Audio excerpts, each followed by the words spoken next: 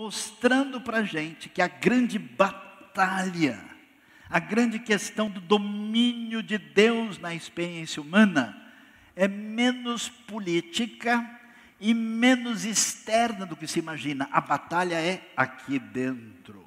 A batalha é no âmbito da interioridade humana.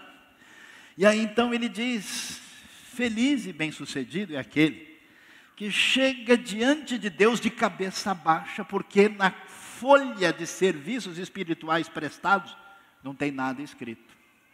É aquele que espiritualmente observa a sua vida, em contraste com vários líderes religiosos daquela época que costumavam mostrar e proclamar a sua suposta justiça.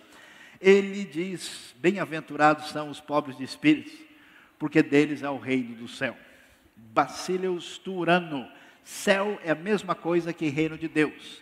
Mateus usa céu por respeito ao nome de Deus, conforme a tradição judaica tão comum.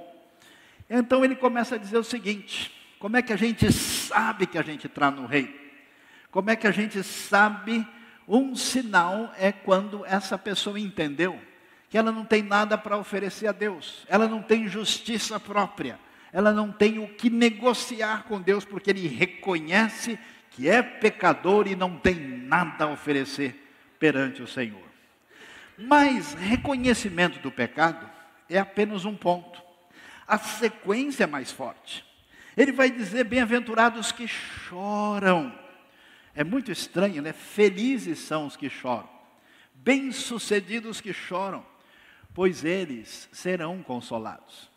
Quem está no reino, quem teve a batalha interna do seu coração vencida pelo poder do Espírito de Deus, que levou à compreensão de que Ele é o Senhor, e que essa pessoa foi quebrada e se ajoelhou, e agora se torna um súdito do reino, reconhecendo Deus como Rei da sua vida.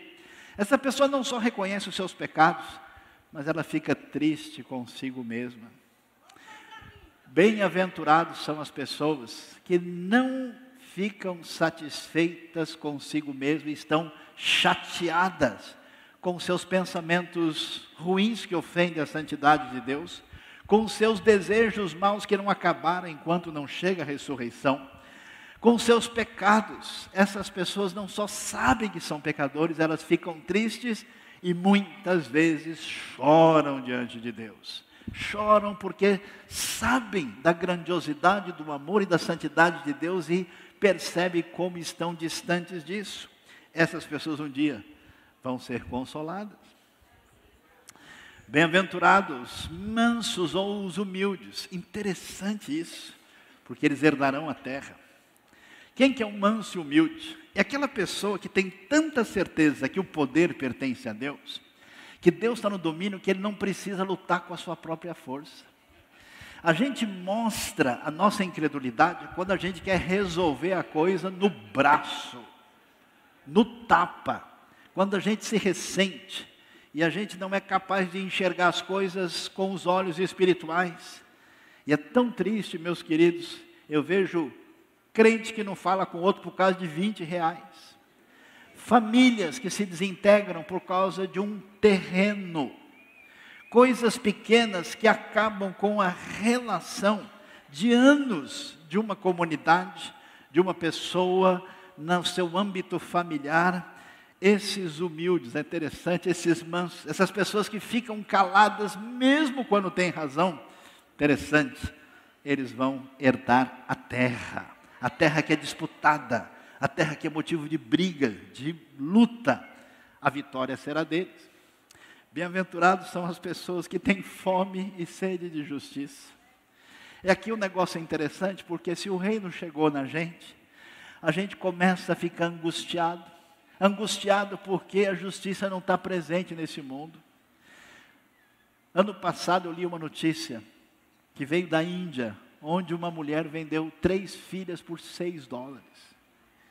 Foi muito difícil continuar aquele dia, na nossa superfluidade, na nossa atitude ridícula de expressar nossa fé, quando o mundo se degladeia, Quase 40% da população mundial vive com menos de R$ 5 por dia.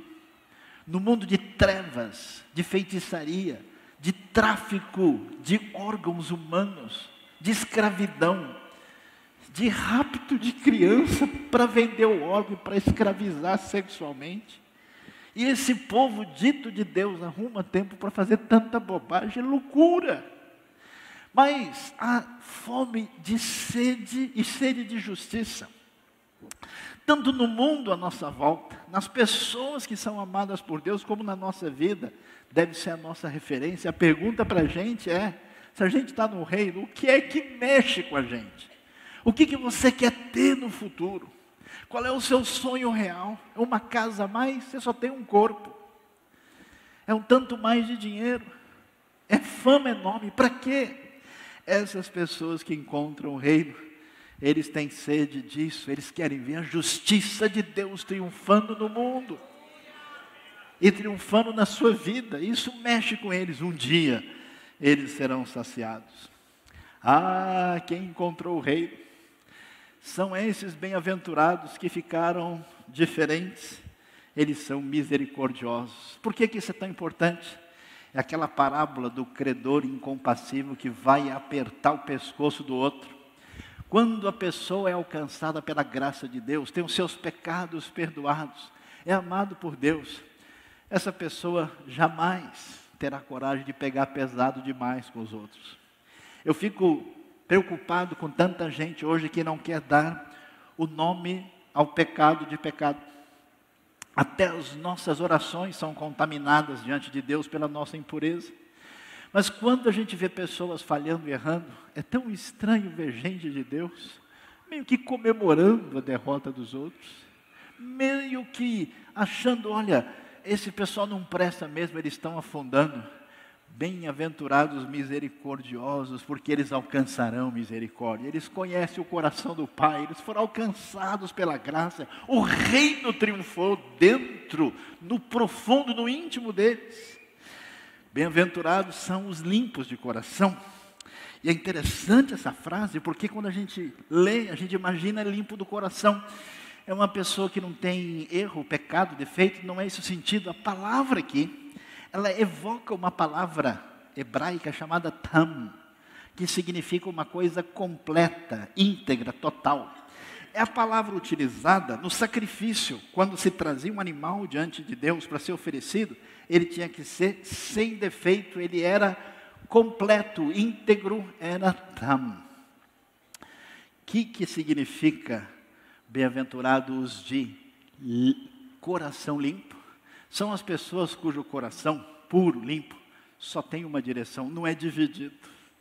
Quando a pessoa de fato está no reino, ele descobre a pérola de grande valor, ele sabe o que é importante, ele continua sendo fraco, ele precisa da misericórdia de Deus, ele é pecador, ele reage mal, mas o coração dele sabe qual é a única referência, o único anseio, desejo da sua vida. Olha só que coisa linda, extraordinária. Qual é o prêmio dessas pessoas? Eles verão a Deus. Se existe uma coisa especial, é a gente encontrar uma pessoa que a gente ama. Você já viu duas pessoas se encontrando depois de anos, no aeroporto? E um corre, e isso acontece quando você vê o rosto da pessoa. Ah, nosso querido Moisés. Moisés, qual é o seu sonho?